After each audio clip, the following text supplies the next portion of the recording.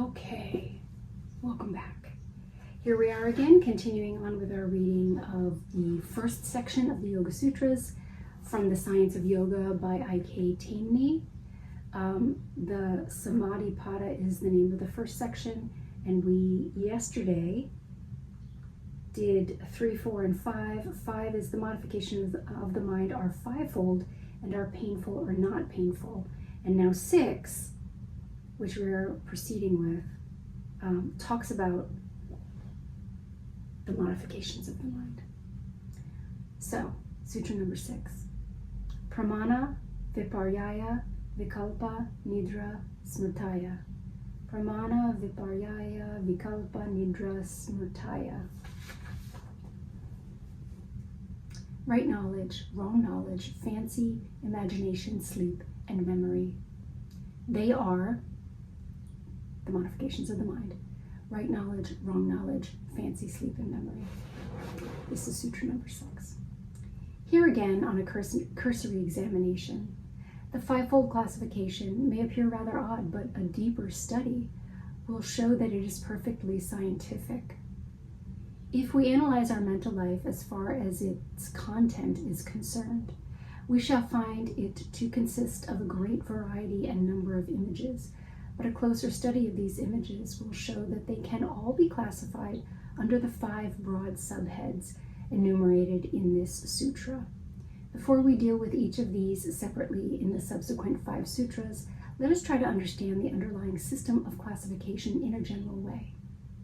Pramana and viparāgya, which is right knowledge and wrong knowledge, comprise all those images which are formed by some kind of direct contact through the sense organs with the outer world of objects. Right? It's the mind picking up on stuff on the outside world.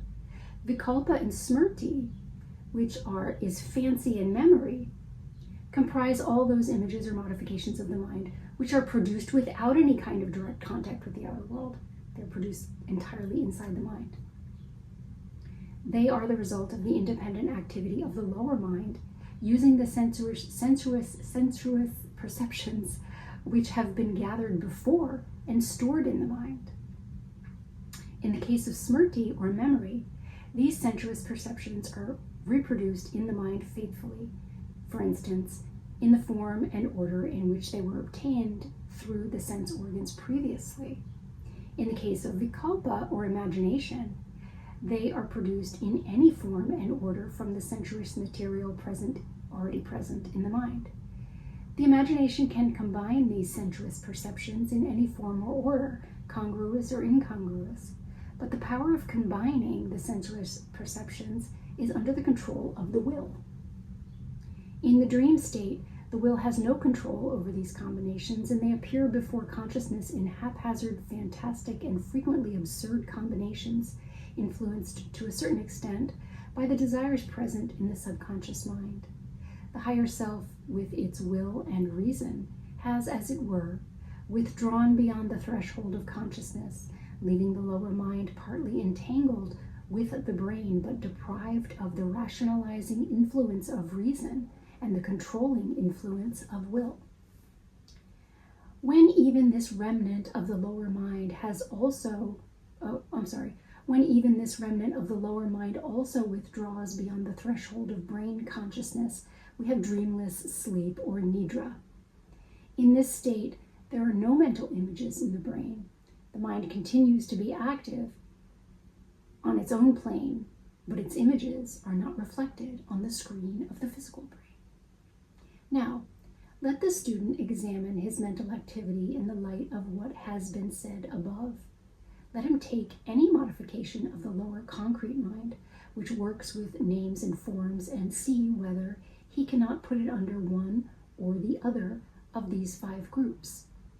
He will find to his surprise that all modifications of the lower mind can be classed under one or the other of these subheads, and therefore the system of classification is quite rational. It is true that many modifications on analysis will be found to be complex and to come under 2 or more groups, but the various ingredients will all be found to fit under one or another of the 5 groups. That is why the vṛttis are called panchataya, or fivefold. It may be asked why only the modifications of the lower concrete mind have been taken into account in this classification of the Citta vṛttis. Citta comprises all the levels of the mind, the lowest of which is called the lower manas, M-A-N-A-S, functioning through the manomaya kosha. Now, the manomaya kosha is one of the sheaths of consciousness through which we perceive reality. So, and I think he gets into that later. And dealing with concrete mental images with names and forms. So let me just read that sentence again.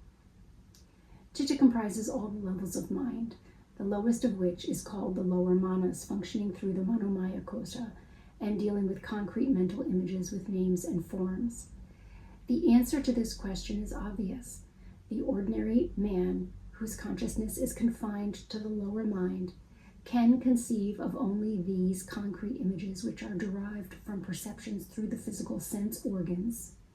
The Citta vṛttis corresponding to the higher levels of the mind, though more definite and vivid and capable of being expressed indirectly through the lower mind, are beyond his comprehension and can be perceived on their own planes in the state of samadhi when consciousness transcends the lower mind. Yoga starts with the control and suppression of the lowest kind of Citta vṛttis with which the sadhaka is familiar. Now, did I define sadhaka? So a sadhaka is someone who performs sadhana or spiritual practice. So it's a student, basically, a student of yoga, which the sadhaka is familiar and which he can understand. No useful purpose could be served by dealing with the Citta vṛttis corresponding with the highest levels of the mind, even if these Citta vṛttis were amenable to ordinary classification. The sadhaka has to wait till he learns the technique of samadhi. Let us now consider the 5 kinds of modifications individually, one by one. Okay, so this is now Sutra number 7. Whoa, this is a really long word. Pratyak sanumana gamma ha. Pratyak sanumana gamma pramanani. Pratyak sanumana gamma pramanani. Direct cognition, sense evidence, inference, and testimony, revelation, tested and attested facts. Facts of right knowledge are based on direct cognition, inference, and testimony. Pramana, which may be translated approximately as right knowledge or knowledge related to facts, comprises all those experiences in which the mind is in direct or indirect contact with the object of the senses at the time, and the mental perception corresponds with the objects. Although 3 sources of right knowledge are mentioned in the sutra, and only one, pratyaksha, yes, I spelled that right, there is direct contact with the object. This does not mean that there is no contact with the object in the other 2. The contact in these 2 cases is indirect, though through some other object or person. A simple illustration will make this point clear. Suppose you see your car coming to your door. You recognize it at once. This knowledge is, of course, pratyaksha, right knowledge. Now, if you're sitting in your room and hear the familiar sound of your car in front of your house, you recognize it at once as your car. Here, your knowledge is based on contact with the object, but the contact is indirect and involves the element of inference. As you're hearing it, you're not seeing it, right? Now suppose, again, you neither see nor hear the car, but your servant comes and says that your car is at the door. Here again, the contact with the object is indirect, but your knowledge is based on testimony. In all these 3 cases, since the image which springs up in your brain corresponds with a fact, the Citta vṛtti comes under the category of pramana, or right knowledge. If it does not, for example, If your inference with regard to the presence of your car is wrong, or the servant makes an incorrect report, then your knowledge is wrong and belongs to the second category, viparya, wrong knowledge. Knowledge of the pramana type may be based partly on one and partly on another of these three sources, but if it corresponds with facts, it belongs to this type and is therefore right knowledge. Okay, now we're moving on to Sutra number 8. Let's see if I can pronounce this. Viparyayo mithya jnanam atad rupa pratishtam. Let me try that again. Viparyayo mithya jnanam atad rupa pratishtam. Wrong knowledge, erroneous impression, mistake, delusion, false, illusory knowledge, conception of not its own real form, possessing, occupying, based. Wrong knowledge is a false conception of a thing whose real form does not correspond to such a mistaken conception. The second type of vritti, called viparya, wrong knowledge, is also based on some kind of contact with an external object, but the mental image does not correspond with the object. The examples usually given to illustrate this kind of vritti, such as a mirage in a desert, may give the impression that it is very rare, but this is not a fact. Cases of viparya are very frequent.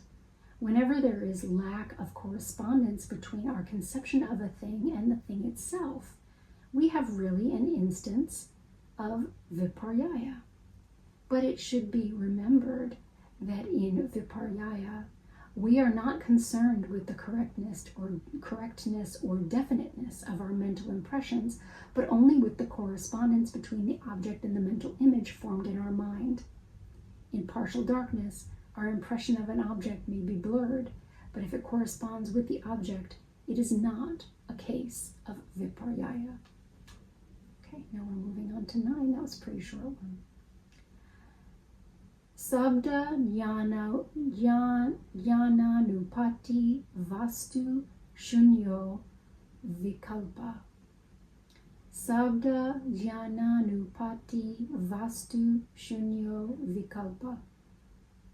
Word, cognizance, followed upon or following upon, empty of substance, devoid of objectivity, fancy.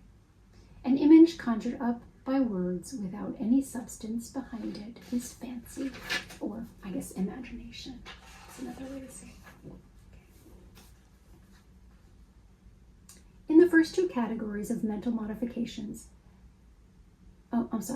the first two categories of mental modifications exhaust all kinds of experiences in which there is some kind of contact with an object outside the mind. These may therefore be called objective in their nature. Now we come to the other two kinds of vṛttis, in which there is no such contact with the mental image, and the mental image is a pure creation of the mind. Here again, we have two subdivisions. If the mental modification is based upon a previous experience and merely reproduces it, we have a case of memory. If it is not based upon an actual experience in the past or has nothing to correspond to it in the field of actual experience, but is a pure creation of the mind, then it is fancy or imagination. When we mentally review the events of our past life, such mental modifications belong to the realm of memory. When we read a novel, our vṛttis belong to the realm of fancy. Of course, even in the case of fancy, the mental images will be found on analysis to be derived ultimately from the sensuous perceptions which we have actually experienced sometime or other.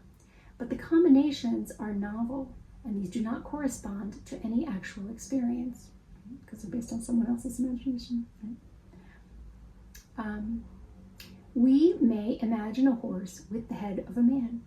Here, the head of a man and the body of a horse have been perceived separately and belong to the realm of memory, but the combination of the two in one composite image, which does not correspond to an actual experience, makes the mental image a case of vikalpa.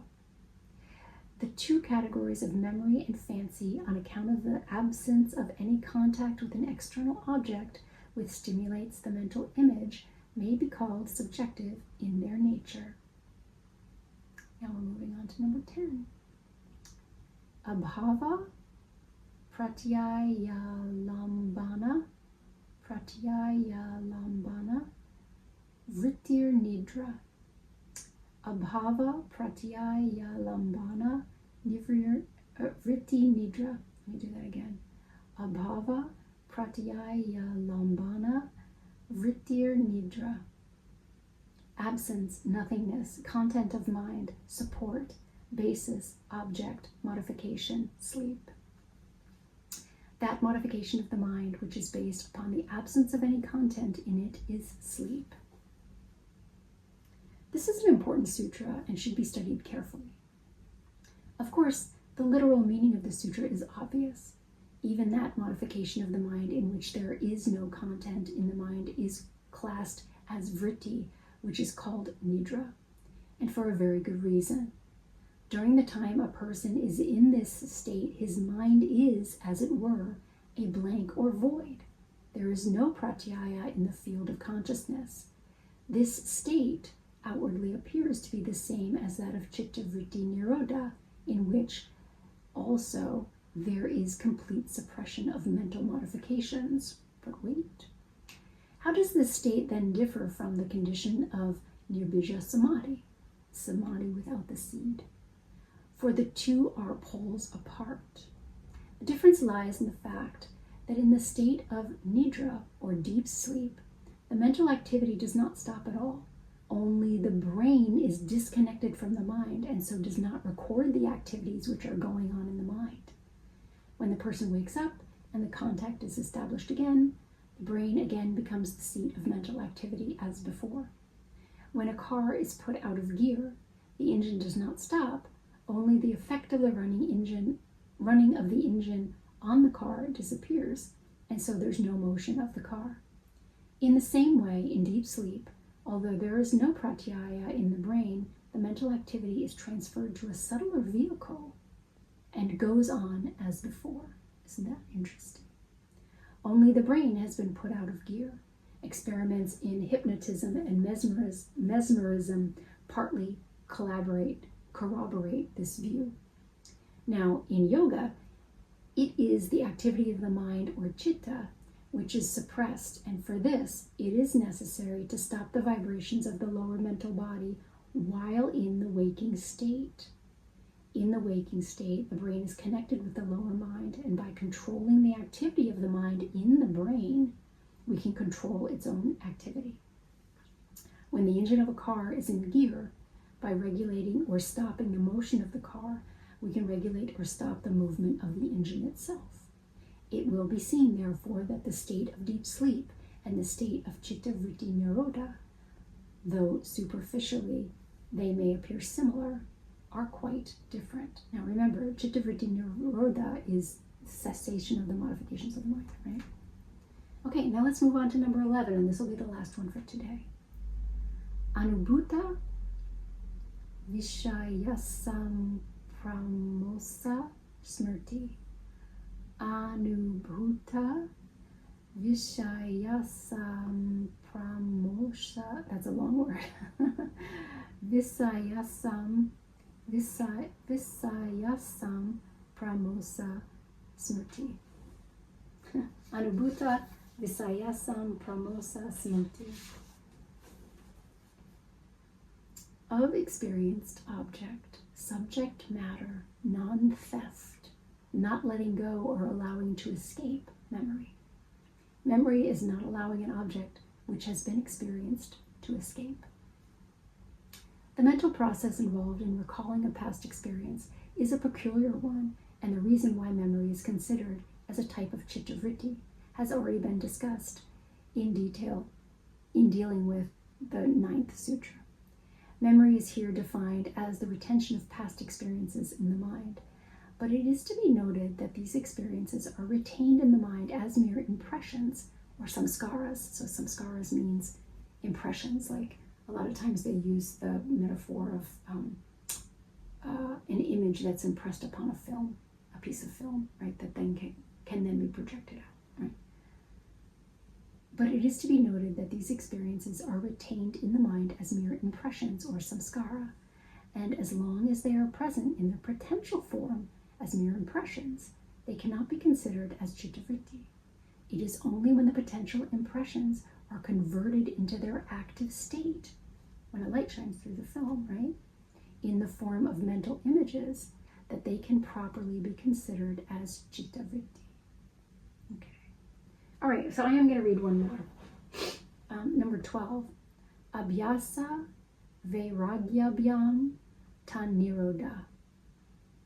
This is number 12. By persistent practice and non-attachment or absence of desire or detachment, control or suppression or inhibition of that, citta vṛttis. Their suppression is brought about by persistent practice and non-attachment. Okay, so we're kind of rounding this out a little bit, aren't we? After classifying and explaining the different forms which modifications of the mind may assume, the author gives in this sutra the two general means of bringing about the suppression of these modifications. These are practice and non-attachment. Two apparently simple words, but what a tremendous effort of the human will and variety of practices they stand for. It's true. Both these words have been defined in the subsequent sutras, but their full significance can only be understood only after the study of the book has been completed. All right. So number 13 then is Tatra Sthitau Yatno Abhyāsa. Of those two, for being firmly established or fixed, effort, endeavor, practice. Abhyāsa is the effort for being firmly established in that state of citta vritti nirodha, cessation of the modifications of the mind. But we're going to read that one tomorrow, okay? That's number 13, because it talks about what is abhyāsa, which is, well, really wonderful. I hope you're enjoying this. I'm just going to go through really quickly because I wrote this down. A lot of these words were used. Pramana, right knowledge. Viparya, false knowledge. Avidya, which wasn't used, but they talk about it. Ignorance, distortion, mistaken perception, which is one of the primary kleshas or afflictions, right? Vikalpa are concepts, beliefs, words, images in the mind with no corresponding external reality. Fantasy, daydream stories. Smṛti is memory, circling in loops, stored impressions. Nidra is dreamless sleep. And samskara is an impression on a film, a latent, usually it's a latent impression that ultimately becomes, that causes us to engage with certain things. It projects things out from our, the film of our consciousness. Thank you for joining me today.